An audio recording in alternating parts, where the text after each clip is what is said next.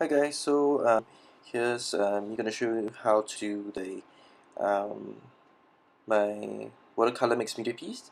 So what you want to do first is that I'm gonna do the rub-ons down first. Now there's a good reason for doing so.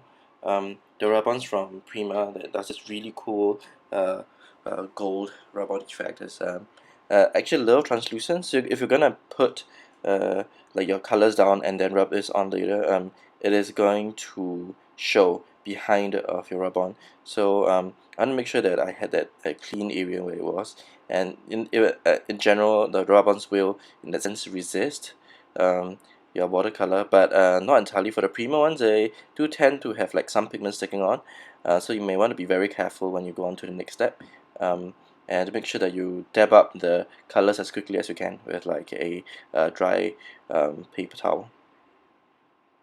Now I took like the plasticky side of like most of the things that your stem comes on, the acetate sheet, um, and what I'm gonna do is gonna do like a smoosh technique.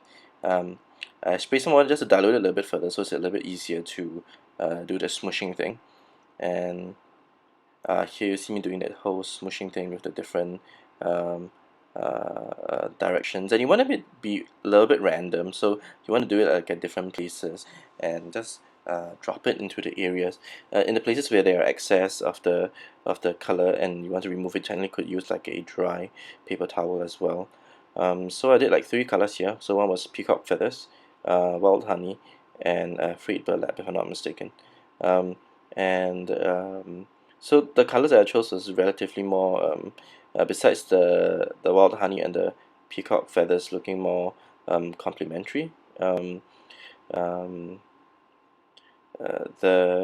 I try to make sure that I didn't have too much of the blue as well, because that tends to take the attention away from what's happening. So I stamped my image down. So actually the image didn't come out quite as well. So my left eye was a little bit like funny looking. So one of the things I did just to make it seem as if I intentionally did that left eye was I took a football, because no, it writes almost on anything, and drew a monocle onto the guy's left eye. Well, it's the right eye, just left from my perspective.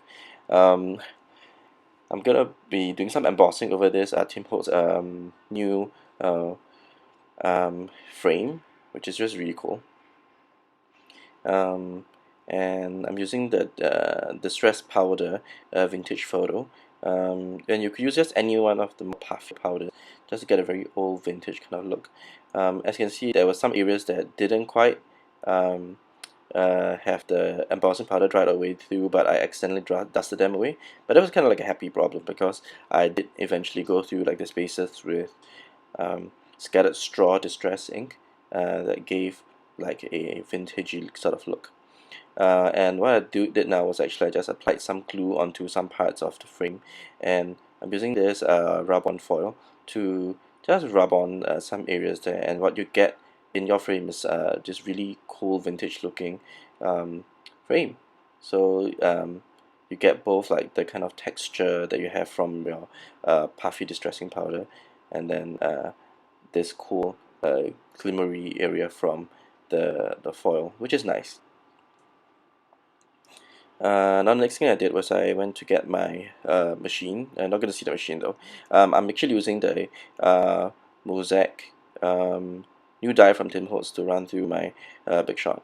And from there I cut out three of the panels of the mosaic pieces, and then I used the fragments, Tim Holtz fragments, to stick over it.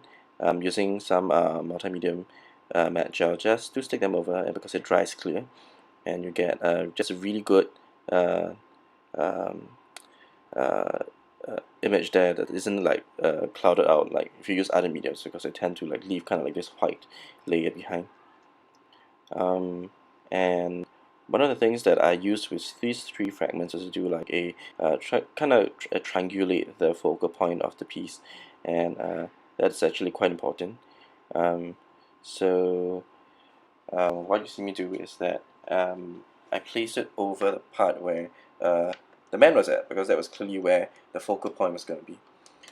Um, yep. And what you notice though is that when I'm sticking my pieces down, yeah, I'm not sure whether the camera can pick it up because I'm like speeding it up like 4 times, but I used a glossy accent to do the application onto the panel to make sure that it does not drop out. Glossy accent can act also as a really strong glue for heavier objects. Okay, now there are some parts in which I did some cutting of like some images from this Bow Bunny Beautiful Dreamers paper, and that's also where the mosaic paper came from, and and then I did some layering over there. And I found out that the life is good part wasn't just popping out enough, so I took the field ball again, and then I applied some it onto there to make that area really pop. So you can see that the life is good, really pops out after like outline it with the football. I just really like how like there's like so many textures to look at, but yet there's enough white space in the entire piece. So here is a still of the photos, and thank you guys for watching.